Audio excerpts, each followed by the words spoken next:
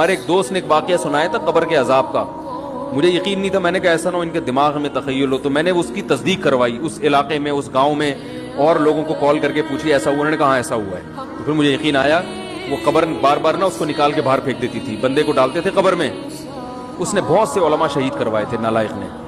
اس کا جرم یہ تھا کہ وہ مخبریاں کر کر کے نا علماء کو قتل کرواتا تھا. اس کے والد میرے پاس آئے, ہم لوگ کے پاس آئے. انہوں نے کہا کہ بھائی میں جب صبح جاتا ہوں تو میرے بچے کی جو لاش ہے نا وہ قبر سے باہر پڑی ہوئی ہوتی ہے, تو میں بڑا پریشان ہوں, کیا کروں.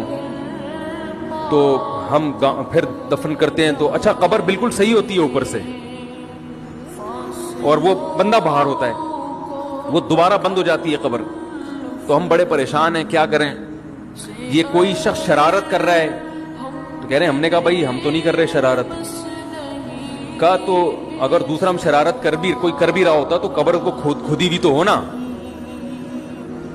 تو انہوں نے کہا, پھر یہ مشورہ انہوں نے ان کو دیا کہ تم ایسا کرو, لڑکا جو قتل ہوا, جو مرا تھا نا, جو قبر میں تھا, جس کی لاش باہر, نوجوان تھا, وہ بڑا مخبر آدمی تھا, وہاں کے گاؤں کے لوگوں نے بتایا.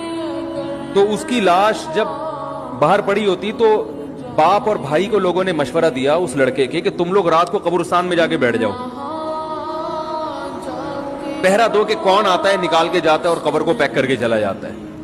تو وہ صاحب مجھے بتا رہے تھے کہ اگلے دن وہ چیختے ہوئے آئے ہیں, چیختے ہوئے, باپ اور بھائی جو ہے نا.